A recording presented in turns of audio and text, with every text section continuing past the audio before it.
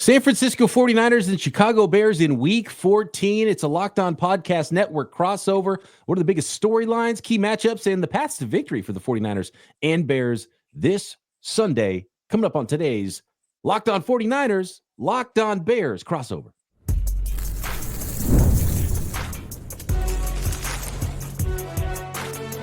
You are Locked On NFL crossover, part of the Locked On Podcast Network. Your team every day. Welcome to another Locked On NFL crossover episode. Brian Peacock and Eric Crocker here of Locked On 49ers with Lauren Cox, the host of Locked On Bears, breaking down the Week 14 matchup between a couple of teams that are probably not where fans hoped they would be in after 13 weeks of the NFL season. The 4-8 Bears at the 5-7 San Francisco 49ers. Appreciate all the everydayers, Bears and 49ers fans alike that are joining today's episode, which is brought to you by, as all all crossover episodes, brought to you by Prize Picks. Download the app, use code LOCKEDONNFL to win $50 instantly when you play $5. Lauren, talk to me about these Chicago Bears. This is a interesting matchup. The 49ers are favored in this game. I don't know if they should be favored against any team right now with the way they're playing and how banged up they are. We talked a little bit off the air about the injury report. I want to get into that as well. But the biggest storylines, let's zoom out first. What is going on with Chicago Bears? Got themselves one of those fancy interim head coaches now. Yeah, the big thing everyone's going to be watching for this week is just that fired head coach bump, right? The first game after you fire your head coach, the team tends to find a way to rally, and we saw it with the Saints and other teams earlier this season where you just kind of have that burst of energy where everything just kind of clicks and you feel like, wow, a breath of fresh air and the team's in a whole new direction. And, usually after a couple games, you kind of come back down to where you were as a team. But with this Bears team in particular, there was this feeling like the players were putting them in a position to win really the last three games and even the Commanders game earlier in the season before that, and that it was decisions directly by the head coach and the coaching staff that sort of kept the players from being able to win games. So I think there's some real merit to this idea that if you get the problem out of the picture in Matt Eberflus, like it's not just a token firing because to discipline somebody because things are going wrong, but it's actually like no, we think this is your fault and the team will be legitimately better by moving on from you. So how much of a bump and how improved the team looks this week will be a big thing that Bears fans are eagerly anticipating. So has Caleb Williams skated through the finger pointing of the whole not calling a timeout, and then it turns out he changed the play, and it's such a debacle of a game. Obviously got the head coach fired, and you're not going to get rid of your recently drafted number one overall quarterback. So I'm not surprised that Eberflus is the one that gone and not Caleb Williams, right? But has he skated any of the repercussions from that event? It sounds like more things pointed toward the head coach than the quarterback because of how that game ended. Yeah, for sure. Caleb came out immediately after that game and said, listen, maybe when I'm an older quarterback, I'll have the power to call a timeout there. I mean, he knows that he literally, the rules say he could have called the timeout there, but he kind of said, listen, the coach called a play in my headset. I was following what the coaching staff told me. And maybe when I'm older, I'll override the coaches, but I didn't want to be that guy who says, no, screw you. I'm going to take this into my own hands, just like that. And he changed a route on the play late in the game because he realized, oh crap, we're not going to be able to have time to, get a second playoff here. So he, change one of the routes so we could get more of a vertical throw to Roma Dunze there. And obviously it was just a disaster all around. But generally, I think Caleb skates because of everything he did in the game up to that point. He started that drive at his own 4-yard line and drove them into field goal range. And then they came back out of field goal range. But he did everything he needed to up to a certain point to put them in a position to win. And then they still lost afterward, but he kind of checked all the boxes ahead of time. Is there a new timeout protocol in place? Is Caleb Williams allowed to call timeouts now? He definitely is allowed to call timeouts. So they haven't said specifically how they're going to handle that. But the new interim head coach, Thomas Brown, has been such a breath of fresh air in terms of just checking every box of what you want to hear a coach come in. He's got a plan. He communicates it clearly. He's not talking in circles around stuff. He takes accountability. He has grabbed hold of that locker room and really shook things into shape to say, listen, here's what our identity is going to be. We all have to say this is non-negotiable. We're going to work together. Everything that Matt Eberflus was doing wrong, Thomas Brown has been taking meticulous notes and said, here's how we're going to do it differently, and we'll see if the results bore out. Kruk, going into week 14 for the San Francisco 49ers against the Chicago Bears, when you zoom out on what's going on with the team we cover every day, what do you think is the biggest storyline going into this specific week? I think just the injuries. It's got to be. And a couple episodes ago, we talked about all the either Pro Bowl or All Pro players from last season that have missed games this year in comparison to last year. Last year it was a total of 6 games with all the guys combined. This year it's on pace for 48 and maybe more, depending on how injured certain guys are. So the 49ers are really banged up. I think that the record has taken a hit because of that. Obviously, injuries happen at the NFL level, but if you want the best version of the 49ers, they just can't have injuries to this extent. And right now, I mean, just last game, you lose Christian McCaffrey during the game, and it's like, well, all right, you lose Christian McCaffrey, but man, Jordan Mason, he was so good in the absence of Christian McCaffrey. Well, Jordan Mason ends up leaving the game, and now he's on IR with a high ankle sprain. So you have to go to the rookie. And I feel like the 49ers have had to play kind of miss and match with pretty much every position at some point throughout this season. And that's really taking a toll on, I think, not just them, but the people calling the plays, Kyle Shanahan, Nick Sorensen, those guys. I think they all feel that. Do you get a sense of that, like, they're still really bought in on we can still make the playoffs, guys, let's band together? Or is there a point where it's just like you see all the bodies piling up around you and like, they're still going to play hard. They're not going to, literally phone it in and just try and lose games. But do you get a sense that like that determination is fading here as their playoff chances get smaller and the health of their roster keeps getting worse? I think a lot of people like to point to maybe some of the seasons of the past for the 49ers where maybe they haven't played as well early on in the season. And then all of a sudden they get hot. Matter of fact, I think it was the Dallas Cowboy game, and they were talking about the importance of it. And one of the national broadcasters said, but the 49ers, they do this. They sometimes have a slow start, then they finish hot. So this game might be bigger for the Cowboys. Turns out 49ers really needed that win because right now they need every win that they can get. But this team is different. You can't say it's the teams of the past. Kyle Shanahan touched on that, and they're dealing with different things this season. And I think when they're having their injuries in the past, in the season when they were 3-5, a lot of their injuries were early on, and you had a quarterback kind of banged up and he missed some time. Then Jimmy Garoppolo came back. But this season, it just happens to be everyone, and they're even more hurt now than they were, earlier in the season. So I think because of that, maybe those players still have some kind of confidence that they can just figure it out. But I think deep down inside, they kind of know what their fortune is right now, and it's not very good.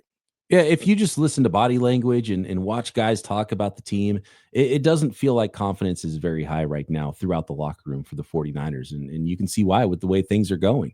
And as far as on the field and flipping the switch, really after that Seahawks game a couple weeks ago is really when I realized, man, I don't think that switch is going to get flipped for the team this year. And then, they lose even more pieces and even bigger than losing a guy like Christian McCaffrey, Isaac Guerrero has an opportunity to make some plays and, maybe hit a big run or two, maybe even more so than some of the other running backs because of his speed and what he's shown he's able to do on occasion this season in the early part of his rookie year.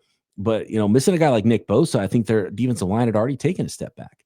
And there's been things the 49ers were able to lean on in the past and dominate up front, bully you, and they haven't been that team. And so, we'll see if Trent Williams is able to play or Nick Bosa is able to play in this game. It doesn't look great for them right now. They're basically in the same boat Kyle said to start the week as they were last week when they didn't play. So we'll see if they're able to play and, just a lack of impact around the team and a lack of confidence. And that's where the San Francisco 49ers are going into week 14, even though they are favored against the Chicago Bears with their new interim head coach. Will they get that interim bump? Let's talk a little bit more about some specifics, some key matchups coming up on the offensive and defensive side of the ball for these teams, and maybe paint a little picture of what a Niners win or what a Bears win looks like in week 14 next.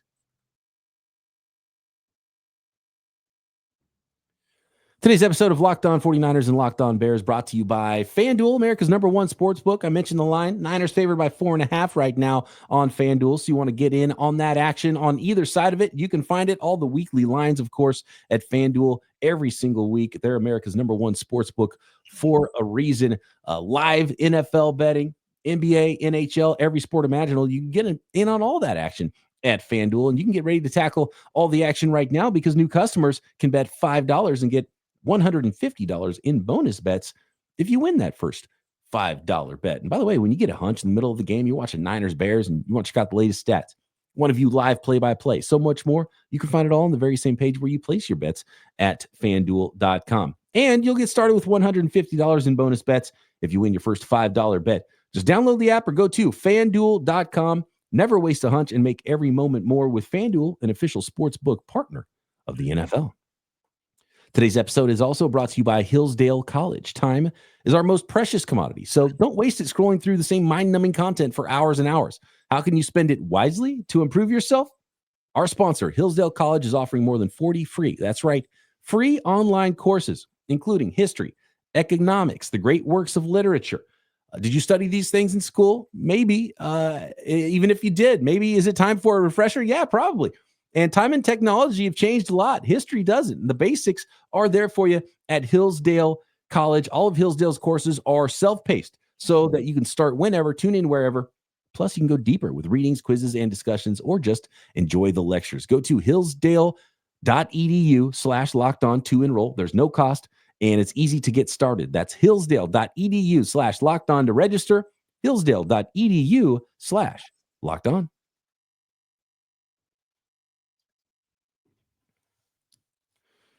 All right, guys, little keys and keys matchups here with the San Francisco 49ers and the Chicago Bears in week 14. Thanks, everybody, for jumping in on another crossover episode. Again, Brian Peacock and Eric Crocker here of Locked On 49ers with Lauren Cox of Locked On Bears. Key matchups. I want to go back to the 49ers offense and that rookie running back and Isaac Guerendo. And the big key for the 49ers has always been the run game. Can Kyle Shanahan simplify it and get back to those things and still run the football, stay in front of the sticks, and then allow Brock Purdy to do his thing and, own the middle of the field and play off of that? And it's something that's gotten away from him in a couple of games recently this year. And really, they haven't played that brand of complementary football. But specifically with Isaac Guerendo, it'll be interesting to me, Croc, to see how Isaac Guerendo looks if they're able to create some big plays in the run game. And I think they will be. But the big question for me is he going to be good in pass pro? And if he misses a block, is he going to be off of the field? And then Patrick Taylor Jr. is walking on the field because they just trust the veteran player more. That's my big question with Isaac Guerendo going the rest of the year, because he can run. If the hole's there, he can hit it and he can go. What's the vision look like? What do the little things look like with Isaac Guerendo? Because that's where he needs to get better as a football player.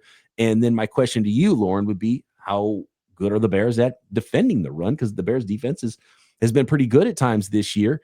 And, there's kind of been a little bit of an up and down team on both sides of the ball. But as far as playing a Kyle Shanahan football team, he likes to put those linebackers in a blender, likes to throw over the middle of the field, likes to run the football. Do the Bears match up against that?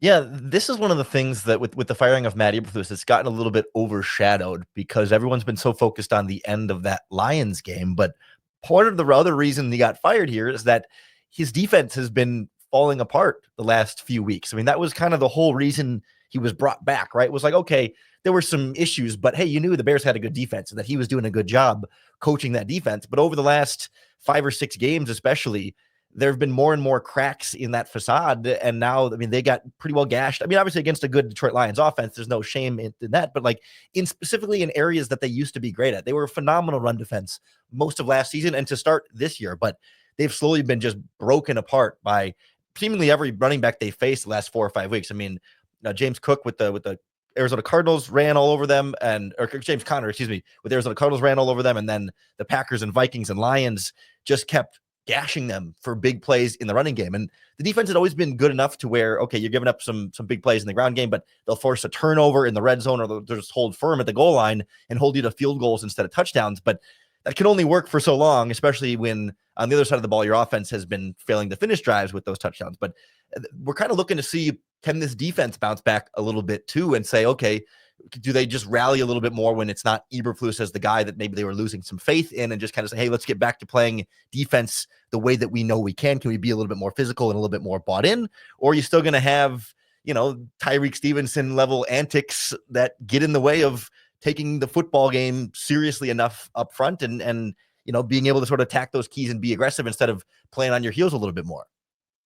That made me think of something beyond, and apologies for not focusing only on this game, but looking ahead to whatever the coaching staff looks like for the Chicago Bears going forward. Have they built such have personnel wise, are the Bears in a place where they have to really scrap everything if they bring in a coach that wants to run a different style of defense? Are they really only built to play one way?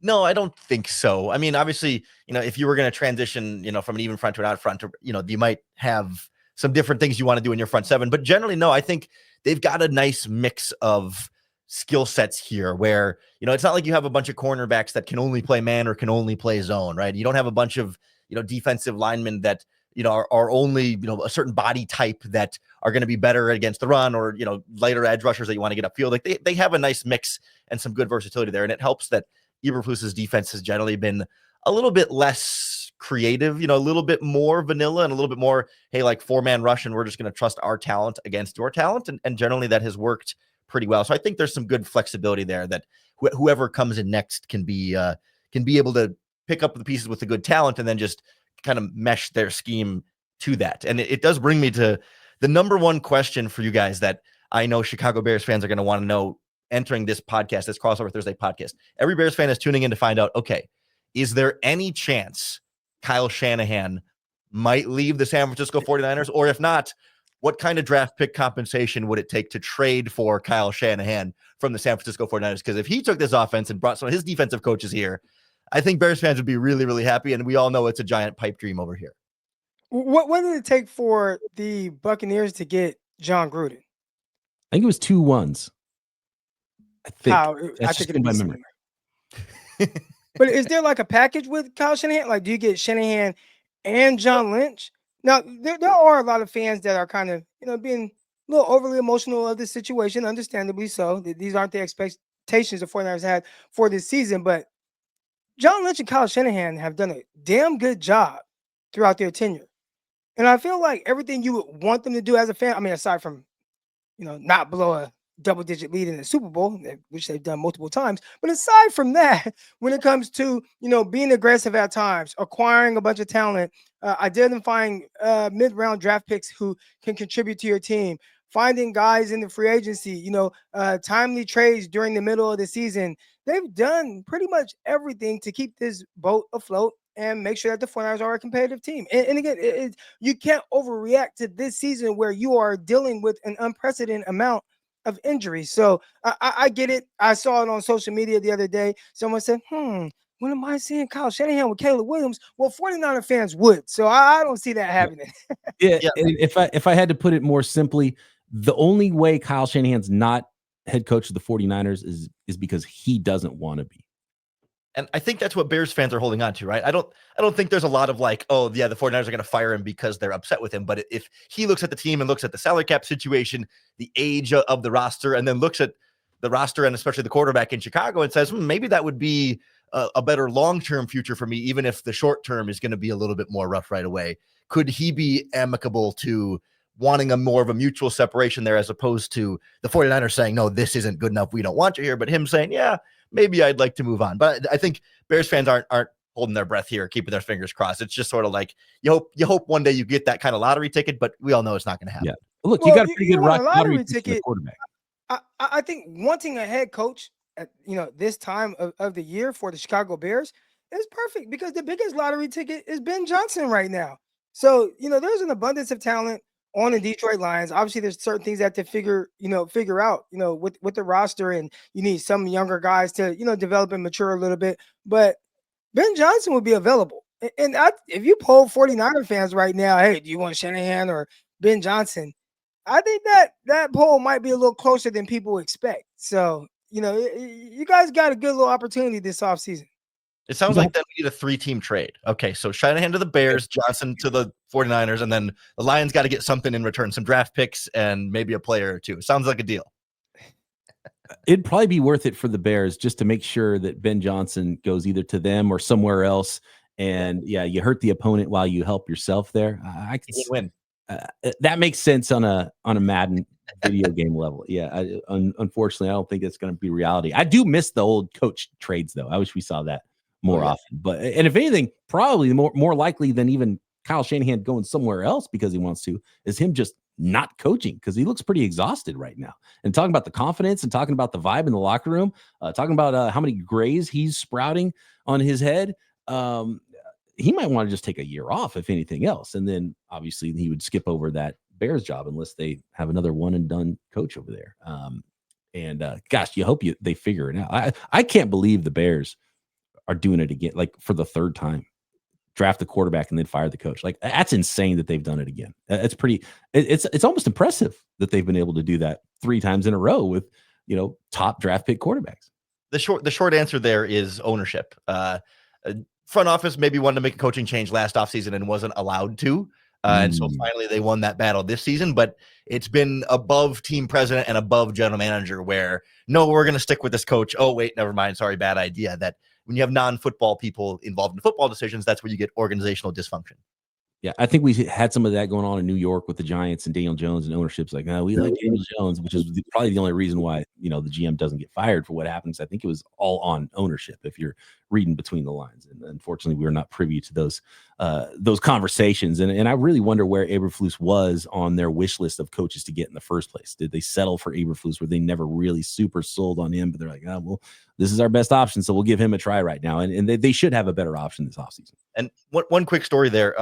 When they hired Eberflus, they also interviewed Dan Quinn. They flew him to Chicago, gave him a coach seat in the back of a plane. So that's part of how this organization operates here. Was it the head coach seat? Well, all right. Let's get into more of this football game. Bears, Niners, week 14, some more key matchups, and what a Niners win, what a Bears win looks like Sunday next.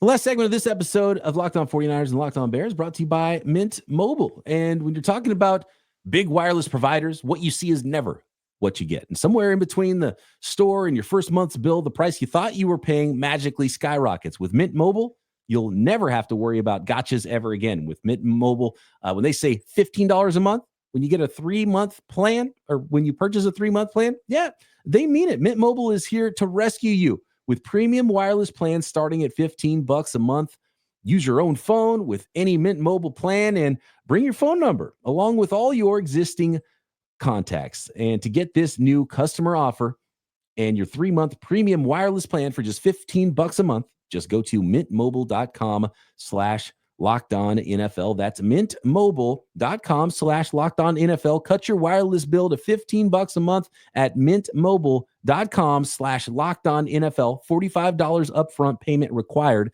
equivalent to 3 $15 months. New customers on first 3-month plan only. Speed slower above 40 gigabyte on unlimited plan. Additional taxes, fees, and restrictions apply. See Mint Mobile for details.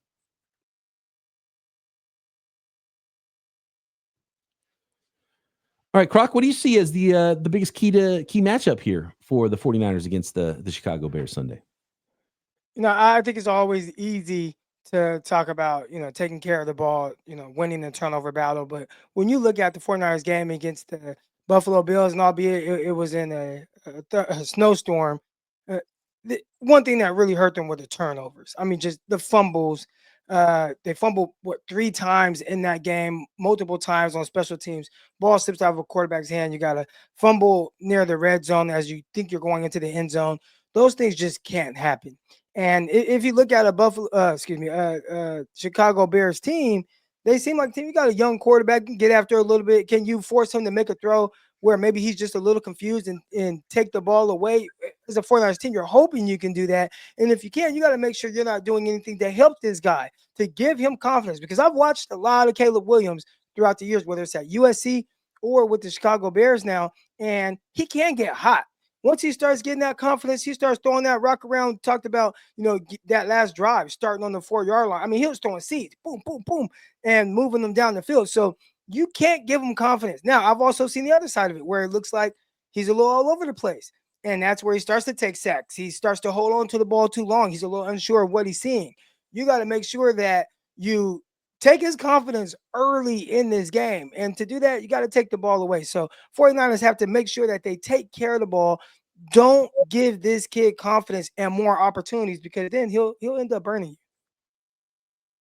Lauren, what do you see? What kind of key matchups are you looking for in this game? And a sub question for you that I want to make sure we cover is DJ Moore, Keenan Allen. They look like they're even going to play. And Caleb Williams aside, do they have enough firepower to take advantage of a banged up 49ers defense? Yeah, that's where I was going to go with this. I mean, I can't sit here and complain about injuries for the Chicago Bears because, I mean, look who I'm talking to here. But, when you start the first week of Thomas Brown's interim head coaching job with your Wednesday injury report having no DJ Moore, no Keenan Allen, no DeAndre Swift, no Roschon Johnson, you'd be on your number 3 running back and your number 3 wide receiver at the top of the lists there, then most likely you're going to get at least a few of those guys. You're not going to be completely depleted there. Thomas Brown has said, none of those guys are ruled out for Sunday. There's a chance all of them could play. They're just going to sort of take it easy here. I'd be surprised if DJ Moore doesn't go. He's been kind of banged up all year and has just kind of played through it for the most part. So I think he'll be able to go. And between Roschon Johnson and DeAndre Swift, one of them should be good to go, and you can get by if you're missing the other one there. So I don't think they're going to be horribly depleted on offense. And again, no room to complain about being horribly depleted on offense. But I think Croc was right. Like, you got to be able to get Caleb Williams into a rhythm here early. Against the Detroit Lions, the Bears had 1 first down in the entire first half and went into halftime down 16-0. They still had a chance to win it at the end of the fourth quarter because of how great Caleb was in the second half. But man, we don't need to make it so difficult for him. He doesn't need to have to be Superman at the end of the fourth quarter 3 straight weeks. Like, if you can just get the running game going a little bit early on, which they've struggled with in recent games, and find some quick hitting passes to get something rolling here. This feels like an offense that builds on itself, where if they're not going backwards with a first down penalty or a second down sack, if they could just kind of stack up a check down for 4 yards here, a run for 3 yards there, get you into a third and manageable, like that's where they can kind of get the stone rolling down the hill and build up some momentum here. And they just haven't been able to get out of their own way early in these games. So I look at the Bears against the 49ers, like, don't come out shooting like gangbusters, like you got to try and score a touchdown on the first play. Like, just stack up some positive plays and then let the momentum peel off from Caleb Williams from there as he builds that confidence that Eric was talking about. Croc, what's it look like? Paint me a picture. 49ers win Sunday over the Chicago Bears. What are they doing differently that they haven't been able to do recently in some of their losses that are stacking up? I think having more consistent offense and on that side of the ball, just being able to move the ball. We've been privileged to watching the 49ers throughout the years be really good from possession to possession. And this year, it's just been very sketchy. And when they have been hot early on, they haven't been able to mirror that performance and finish hot. And we've seen them blow several leads. So I think for the 49ers offense, you just have to get in the rhythm with the play calling, which again may be difficult when you've been playing without a lot of your stars, the guys you were counting on to be there and help you down the stretch during the season. Defensively, they got to tackle better. Watching them against the Buffalo Bills, I keep wanting to say Chicago Bears, Buffalo Bills, but watching them against the Buffalo Bills, they just didn't want to tackle. And you let Cook just run rampant. You let 22 just run rampant. You can't allow that to happen. And that's been the 49ers really throughout the last few weeks. You watch them against the Green Bay Packers. Packers running back just had his way with the 49ers, Josh Jacobs. And when you look at the Chicago Bears, man, you got Swift. I got Swift on my fantasy team. There have been games where he's gotten hot. There have been games where they've been able to get the ball to him in space in the passing game and have him do damage. They have some weapons offensively. Keenan Allen, watch him start to pick up at different times. Roma Dunze, he's had a couple big games. You cannot allow those guys to get in any kind of a groove. And with the 49ers, I think it starts with being able to stop the running game and maybe make the Chicago Bears one-dimensional. But again, with Swift, he's a dynamic back. That could be a little tough. Yeah, it's felt like DeAndre Swift's season has just been this weird roller coaster of up and down, where like started out really slow and then was hot for like 3 or 4 weeks and then kind of disappeared for a while and then had another big game against the Green Bay Packers and now is kind of disappearing again, where each and every week we're not really sure exactly what we're going to get. You see almost a different level of confidence from him too, in some of the same ways we talked about with Caleb, where he's either decisive and attacking it or he's really hesitant and just not getting upfield and taking the yards that are there. Is that an issue up front? Because I know, we talk every single offseason, it feels like, about the Bears rebuilding their offensive line. Is it a young quarterback holding on to the ball too much? Is it just a weird running back who's really hot and cold? Is it an offensive line thing, or is it everything? Obviously, they thought it was partially an offensive coordinator thing. Yeah, I think it was partially an offensive coordinator thing for sure. It's definitely sometimes an offensive line thing and sometimes a DeAndre Swift thing. I mean, sometimes it's just you're going 3 and out on 4 straight drives, so you just never really have a chance to actually get that running back going. You hand it off on first down, he gets 2 yards, It's 2nd and 8. You got to throw. That's incomplete pass. It's 3rd and 8. You're definitely not going to hand it off then. So then Swift never gets going. Caleb never gets going. And it just sort of builds on itself in that way. I mean, and sometimes it's been quality of opponent. He run on some really bad run defenses and takes off. And then when they play, a couple of really good defenses in the Vikings and Lions, it's a little bit harder for him to get going. Lauren, are you advising your Locked On Bears listeners to take those extra 4.5 points and bet on the Bears against the 49ers? If there was ever a week for them to end this losing streak, this feels like the right concoction here of 49ers in a little bit of free fall here, maybe some questions about how dedicated they are to fighting hard the rest of the season versus maybe phoning it in a little bit just because of the injuries and everything. And you get the post head coach bump here. Like, man, this was the game on the schedule preseason I think Bears fans were dreading the most. It was like, man, you got 3 divisional games and then the 49ers and then 2 divisional games. Like, that's murderer's row. And all of a sudden, this is like the easy game, or the easiest game, I should say, left on the schedule here, where you're like, oh, maybe they can catch a little breather against the 49ers. It shouldn't be as hard in this game as it has been the last 2 or 3 weeks against divisional opponents. So it's hard to see a team that's lost 6 in a row and say, yes, this is going to be for sure the one that they win, but it's as good of a chance for a Bears win coming into this game as any we've had in the last 4 or 5 weeks. So I'm buying the head coach bump here, and I'm thinking it's not going to be a blowout or some kind of just super dominant Bears victory like there's some brand new team, but like the difference has been razor thin the last 3 weeks. And I think this can be enough to push them over the edge and win still a close, hard fought game with plenty of sloppy mistakes in it, but a win instead of a loss at the very end. Well, if you think that the 49ers fans wanted Kyle Shanahan out before this game, they lose to the Chicago Bears, all hell is going to break loose. Yeah, because 49ers fans are looking at the playoff odds, and they're thinking, okay, well, you got, of course, going to beat the Bears, got to beat this team, might lose to the Lions, but got to win all the rest of them. Then you can still make the playoffs 9 and 8, and that falls apart real quick if you lose in Week 14 to the Chicago Bears. And I think a lot of 49ers fans that are still have some hope for the season that they're going to flip the switch and turn this thing on. A loss this week would really crush those thoughts. And to be honest with you, yeah, the interim bump, 4.5 points. The way the 49ers are playing right now, I don't think that's terrible money with the way things are going. But the 49ers still have an opportunity. Mathematics are still on their side for now. We'll see how it goes on Sunday. Should be fun. Week 14. I can't wait to get a closer look at Caleb Williams and this newly coached Chicago Bears football team and see if the 49ers can turn things around. Thanks everybody for making us your first listen on Locked On 49ers and Locked On Bears. Always fun doing the crossovers. Appreciate you, Lauren. Do some fine work over there at Locked On Bears. You guys should find him on Twitter as well. Cox Sports 1. Croc and I, of course, will be back tomorrow on Locked On 49ers. Make sure you guys are subscribed up on YouTube and everywhere you listen to these podcasts, and we'll be back with you next time right here on the Locked On Podcast Network.